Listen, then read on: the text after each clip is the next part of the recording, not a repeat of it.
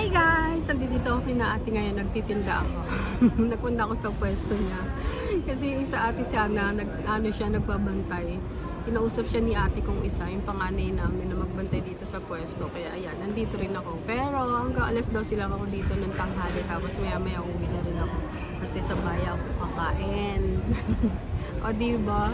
Para mawala ulit yung aking inip-inip sa bahay. Kaya nandito ako ngayon. Tingnan nyo ha. Ay, ipapakita ko sa inyo. May tinda rin pala si ate nito. Ito ginagawa ko sa bahay. Minsan papakita ko sa inyo. Nagawa ko ng mga petals. Kasi ginagawa ito ng pamangking kong ribbon. Tapos ina-online niya. Dami na umu-order sa kanya nito. Tapos ako yung tigagawa niya ng petals. So, tuwa nga yung pag ginagawaan ko siya ng petals kasi ang bilis-bilis ko daw. Itinda pala nito si ate. Ah, Periarda pala. Kasi ito ang liit na, manipis na siya, Tapos ito naman, makapal. Ayan, 10 pesos per yard. Ah, ang galing naman. Diba, may tinda pala si ate nito, 10 pesos per yard. Ganda nito. Pag minsan papakita ko sa inyo, yung ginagawa kong petals. Tapos yung mga ginagawang bulaklak ng pamangkin. So, sabi ko sa kanya, pasahan niya ako ng video. Yung mga pag nabulaklak na niya.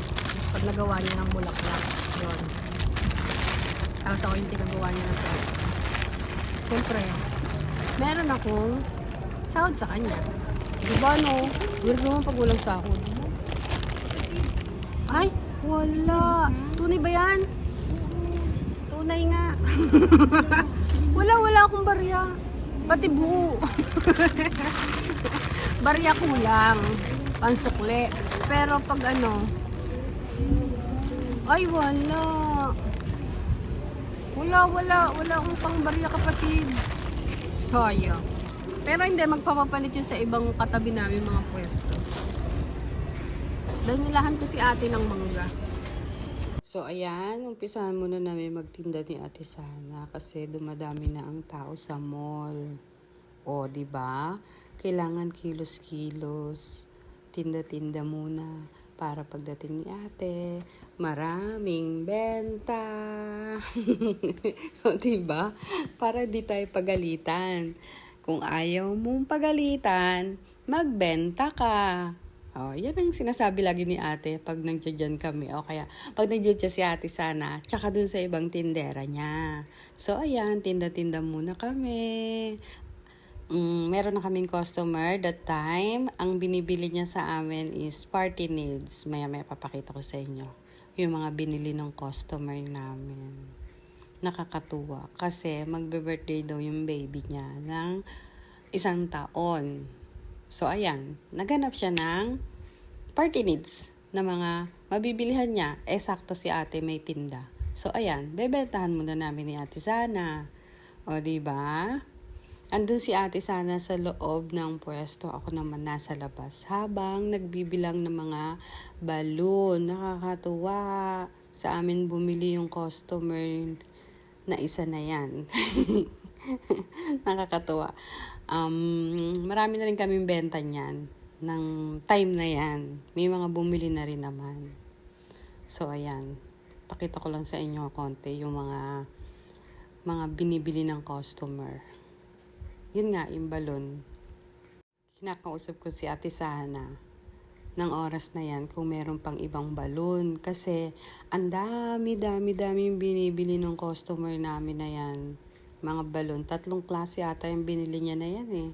Ang binili niya is blue, red, and white. O, di ba nakakatuwa? Ang dami niyang binili. Parang 4 na klase. Basta yon, 4 na klase yung binili niya sa amin. Mamaya papakita ko sa inyo. 3 klase ng balon yung kulay. Tapos yung isa naman, parang banner yung binili niya. Tama-tama. Pagdating ni ate maya-maya, ng oras na yan, may mga benta na kami ni Ate Sana. Mabuti na lang, inagahan ko ang punta dyan para, ayun, matulungan ko si Ate Sana magbenta. Kasi minsan, pag nagsabay-sabay yung customer niya, mahirap i-assist o isa-isahin para asikasuhin sila. Kasi pag nagsabay-sabay, ay napakahirap pero nakakatuwa. Pag sabay-sabay sila, tas ang dami-daming nabili. Yun ang pinakamaganda. Ayan, pakita ko sa inyo konti yung mga binili ng customer namin. Yun, pinakita ko nga yung banner na ang nakalagay is Happy Birthday! Ako lang nakikita niya that time kasi si Ate Sana, siya yung tigakuha ng mga balon sa loob. Sinasabi ng customer ko anong size. Ako naman, binibilang ko kung ilan yung gusto o yung mga bibilihin niya.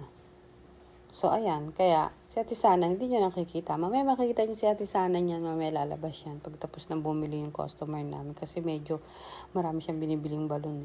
Oo nga pala. Diyan sa pwesto ni ate, marami silang tabi-tabi dyan. Maraming nagtitinda dyan. Mamaya papakita ko sa inyo. Tsaka, papakita ko rin sa inyo. Ay, ayan na. Pinapakita ko sa inyo yung mga binili ng customer namin. Ayan. Nakakatuwa na may benta na ulit kami. Ayun, ulitin ko, yung mga katabi ni ate dyan, marami sila dyan nagtitinda. Dikit-dikit sila dyan, pero syempre may space naman para may dumaan yung mga tao. O, diba? Seryoso lang ang peg. Seryoso ang tindera nyo. Bili na po kayo. Punta kayo dito sa mall namin. Marami po kayo mabibili dyan sa pwesto ni ate kasi sari-sari yung tinda niya. Dyan sa harapan, ang tinda niya is mga pang beauty product. Marami yan. Mga flowers. Ayun, naglagay din yan yung pamangkin ko. Tinitinda niya dyan sa mall sa pwesto ni ate.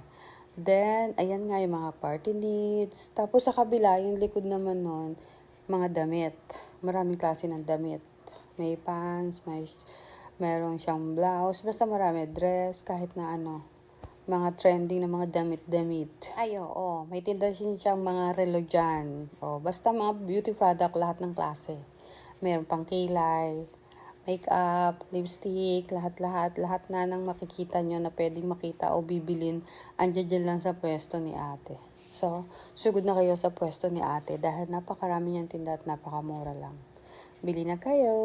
So, that time na yan, yung oras na yan, malapit na matapos yung mga binibili ng customer namin. Ayan, lumabas na si Ate Sana kasi malapit na matapos yung mga ano ba? Yan, sumisilip na si Ate Sana, matatapos na yung customer namin dyan. Nakakatuwa naman. Ayan, yung mga binili niya, mga balloon, tsaka banner. Nakabenta kami ni Ate Sana, pang party needs. Isang red, blue, tsaka white. Diba nakabenta kami? Kapatid, nakabenta tayo? Ayos, benta na kami. Meron na kami pangmang kinasal. Sa gilid namin may kinasal. Diba? Pag kayo maingay kay ate. May pang merienda na kami. Ay, hindi! Tanghalian. Tatanghalian na. Ang tagal ni ate. Hintay-hintay namin. Pero okay lang. Wala pa namang ano eh. Lapit na. Malapit mag alas 12. Tanghalian na. Nakakatuwa naman kapatid. Paano ba to? Ibalik na sa mga dating lalagyanan. Nakakatuwa. Nakabenta kami. Ano sabi? Sabi ko sige, kasi ako tama, sige. Ito dapat ni-reference number sa kalendar ko.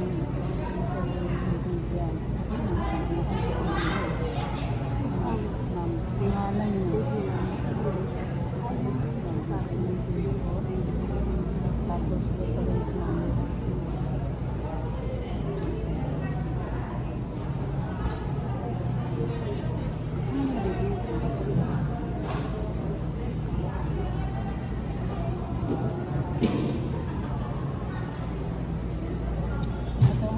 Tama ako nito. May palit mo tayo.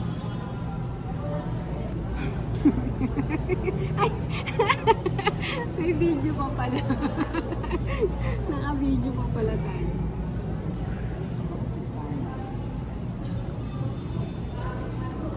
Kapatid. Ito pa. Lista natin kapatid. Lilista mo lahat yan. Kasi doon makikita yung kung ano yung mga nabenta. Iano ni ate yan, i-audit niya yan mamaya. Buti na lang, walang music. Pakita ko yung ibang mga tinda sa inyo. Ang mumura lang. Oh, ayan, di ba? Ang dami. Mga mura lang yan. Dayo na po kayo. Nagpipicture kami ni Ate Sana, tapos may bigla palang may nabil dun sa kabilang pwesto, dun sa isa niyang pwesto. Nakakatuwa naman. Mabenta ngayon. Ayan ate, ang dami namin benta ngayon. Kailangan i-blow out mo kami mamaya ng merienda. Kasi malapit na tanghalian eh. Kami na lang magtatanghalian, bibili. Tapos ikaw na magpamerienda sa amin mamaya. Maya-maya uwi na rin ako guys. Naglilibang lang ako dito sa pwesto ni ate. Tsaka para may kasama si Ate Sana. Anak kapatid, nabili? Ito, papakita ko dali. Eto, nabili kay Ate Sana. Dalawang, magkano yung ganito? 40 isa, 80. Oh, 40, 80 pesos dalawa. O, punta na kayo dito ha. Mura lang. O, diba? Ang dami namin benta. Nakakatuwa. Ano saya-saya. Matutuwa nito si ate pagdating niya dito. Kasi marami na kaming benta. O, diba ate? Load naman dyan, merienda. O, lista na yan. Ay, ganun. Oo nga. Sabi nung customer, pabili. Habang nagpipicture-picture kami dito ni Ate Sana, di ba nakakatuwa? Oh. Ay, oo nga. Alis na pag muna nakita, no? Maria, lumalaki din yan. Oo nga. Yes, ma'am. Yun. Yes, ma'am. Pili na, ma'am. So, ano kayo, ma'am? Bigla kang aalisan na, no? Pero okay lang yun. Kasi nagkakambas pa sila kung saan mura. Parang ako lang, di ba, pag sinashare ko sa inyo, nasa palengke ako, namimili ako ng mga ulam mo kay gulay, naghahanap ako, nagtatanong ako kung saan mura. O, di ba, pareho lang yan. Kahit dito sa mall, sa palengke, syempre maghanap ka kung saan medyo mura. Mga pala, binili ko to kay ate. Itong hikaw na to. 150, tatlong pares na. O, di ba nakakatuwa? Isang gold, isang merong anong tawag doon? Parang diamante. Puwit ng baso tawag doon. Saka ito, itong green. Gusto ko to, paborito ko green. Kulay ng bahay namin dati green eh. Ngayon ano na siya, gray na siya ngayon. Wala lang, nabanggit ko lang. Para lang may masabi pang pahaba ng video. Di ba naman, may uwi na ako. Eto, pakita ko sa inyo yung binili kong isa. Yung suot ko na ha. Ayan yung kapareha ng binili ko. Pero yung pang dalawahan lang yan eh. Yung isa, yung kapareho talaga. Yung kulay green. Tatluhan. Yan, katulad niyan, tatluhang pares. Ganun yung binili ko. Ayan. Ganyan yung style ng binili ko. Kay ate. O, di ba ang ganda, no? Dalawang pares sa akin. Yung isa na mabili ko kay Ate Sana. Hi guys! Andito na ako sa bahay. Kain tayo ng ice cream. Binili ko to dun sa mall. Kasi sobrang init. Alam na alam ko, ramdam na ramdam ko. Pag lumabas ako doon, siguradong panigurado. Maiinitan talaga ako ng sobra bago umuwi sa bahay. So ayan, bumili ako ng ice cream. Kain tayo. Sarap. Napapapikit pa ako. Ayan, kwentuhan ulit tayo ng konti, no? Dun sa mga nagkwentuhan tayo ng konti doon. Pinakita ko sa inyo yung mga nabili sa amin ni Ate Sana. Nakakatuwa, ang dami namin benta kanina bago ako umuwi. Kain muna tayo ulit. Sobrang init eh. Galing ako sa labas. Bumiyahay ako, dala ko yung e-bike. Pero hindi naman ako ganong nainitan ng sobra-sobra. Mainit lang talaga. Yung singaw syempre. Then, ayun nga, kwentuhan lang tayo ng konti. Ayun, ang dami namin nabenta ni Ate Sana kanina. Tuwan-tuwa yun si ate. Kasi marami kaming benta. Nakakatuwa, ang sarap magbenta, no? Lalo na pag marami namimili. Maga pa kanina eh. Pero ngayon, ayan, nagsaing na ako. Kain na ako maya-maya ng tanghalian.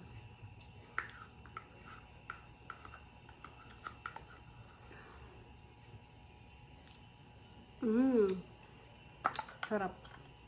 Bus na.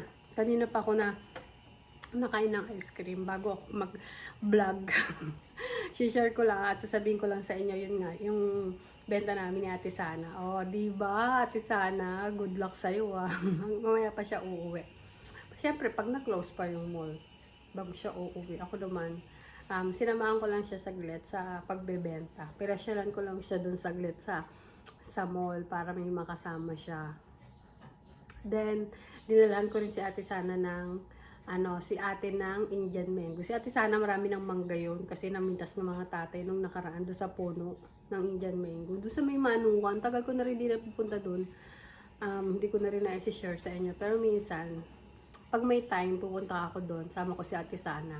Pag may time. Kaso busy. Sobrang busy. Then, ayun nga, tulad na sabi ko sa inyo kanina, nagawa ako ng petals. Minsan papakita ko sa inyo yun. Ngayon, wala kaming gawang petals eh. Maraming order na nakaraan linggo. Pero ngayon, stop muna kami. Pahinga ng konti yung pamangkin ko. Kasi napagod kami. Nakita nyo naman, di ba, nag-swimming kami. Then, tapos kumuha kami ng petals. Hindi ko na i-share sa inyo sa susunod na lang, papakita ko sa inyo yung mga petals na ginagawa ko. Pero yung pamangkin ko, ang nagbubuo ng petals na yon. So, ayan lang ang aking share ngayong araw na to. Uy, ice cream pala yung kinain ko. Nagsasaing pa lang ako. Bago kumain ng tanghalian, pero parang nabusog ako dito sa ice cream na to. So, ayun lang guys, ang aking share ngayong araw na to. Sa susunod na lang uli. Sana makaligo uli kami. Sabi nga nung pamangkin ko, gusto niya rang maligo uli. Pero titingnan pag may budget. Sabi niya nga, bago kami umalis dun sa resort na pinaliguan namin, wala nang budget. Di ba, alas susunod, mag-iipon na lang uli kami para meron kami pang swimming uli. So, ayan guys, thank you so much sa inyong panonood. See ya! Ingat po tayo lagi. Yun lang ang aking share ngayong araw na to. Bye-bye!